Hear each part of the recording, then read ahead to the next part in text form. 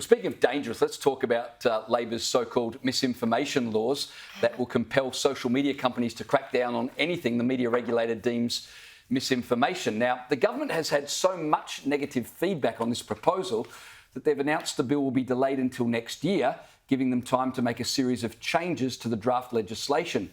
Chris, one of the concessions that Labor are apparently considering is an exemption for religious views. Is that good, or is that just tinkering with a shocking bill that just should be scrapped completely? Forget about tinkering around the edges. As you were introducing it, so they've delayed it till next year. I thought to give themselves more time to come up with some misinformation about the misinformation bill. I think scrap the bill. An entirely horrible idea. And if anybody's got any doubts about how bad this legislation is, think about what happened during COVID. I know there hasn't been enough attention on it. I know it hasn't got enough media attention, but we've reported it here on Sky and in the Australian newspaper. More than 4,000 social media posts during COVID were targeted secretly by our federal government to be drawn down. Of those. And they tried to get the social media companies to take them down, not all successfully, but 4,000 tweets and Facebook posts that our government tried to, and some of them were so controversial they said, you know what, when you get vaccinated, you can still catch the disease and pass it on. In other words, the facts. So we had terrible secret censorship in this country during COVID. You can't give that same power to an even broader array of government authorities. This is the problem is that the definition of misinformation is so broad. How do you define it? Because if you're an individual, you're in your own house and you're putting something on social media, you're putting something online, then these laws basically can come at you and say, that is misinformation. It's blasphemy laws. And we know they will. Blasphemy laws. It is totally blasphemy. And I worry it risks the freedoms that it aims to protect. Danica, the ironic thing about what you've just said is one of the reasons the government have said they're going to delay this bill is they need to better define misinformation and disinformation. Yeah, that's right. You know, what about the misinformation that comes from government? Well, they're exempt from it according to this legislation. That's one of the clauses in this misinformation disinformation bill, is that the government are not subject to the same thing us mere peasants sitting at home on social media are. That's one of the flaws of this. Another flaw, if you read the legislation, is private messaging, private emails, all of these different things. The government can literally go into messages if it's on like a WhatsApp thing, because technically, even though it's a private message, it's on this. There are so many bad areas of this law, and how do you police it? And for all the people who sympathise with this and go, we got to scrap out misinformation and disinformation, they are blasphemy laws, and one day every single person who's this protected class will be on the other side of that. The scary thing about this, right, Joe, I'm reading the Sydney Morning Herald article about this, and then I looked at the comments, and you would be amazed at how many comments were cheering, being upset that religious people might be given an exemption.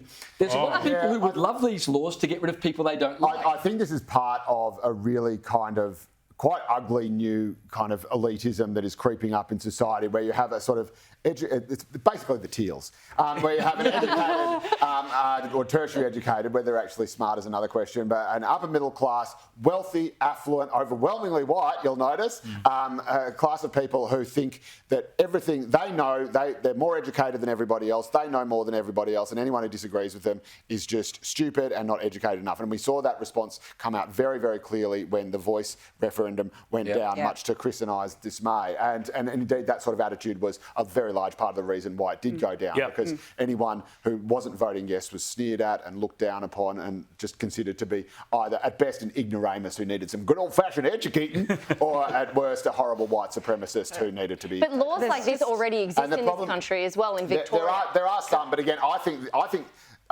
Having said that, Michelle Rowland is pretty smart. She's pretty sensible. She's from the right of the Labor Party. She's not, and she's from the western suburbs of Sydney. She's not one of those really annoying inner city lefty types. But I think that this has come from, I think, a noble place, a good place. I think they imagine they're going to stop, social media sites from telling people to do things that are going to hurt them, which of course is COVID, and we know how fraught that was. And I think what they're very quickly going to find out is that there are just so many problems, so many caveats, that soon nothing will actually be legal unless it has 48 footnotes. And just one example that springs to mind, if they're going to have religious discrimination carve-outs, where does that leave Israel Folau's infamous social media post that if you're gay, you're going to go to hell? There's no easy fix for misinformation or disinformation. But in Victoria, a minister isn't even able to pray for somebody who might, you know, be in the LGBT community, who is a Christian and who goes to the minister and says, I'm struggling with these feelings. A minister in Victoria can't even pray over somebody because that's classified in legislation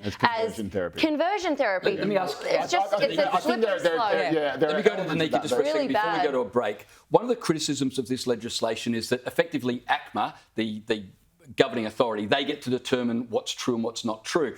But now the government have said, well, we're going to consider some oversight for ACMA. So isn't this a case of you've got the watchers, then you've got to get the watchers to watch the watchers, and then Who the has watchers to watch time the for watchers? all this? Who has time to pass it from one individual to another? And it creates more misinformation. I don't know who's right at the top there. Like, who's calling those shots? Seriously, Right, it goes right from there. one to It's another, so- honestly. it's Someone loves gay people, by the way. Well, it's so simple. You're all wrong. It's all misinformation. I'm right. You're right, Chris. That's the You're way it always works. right. He's at the top. Always right. He's at the top.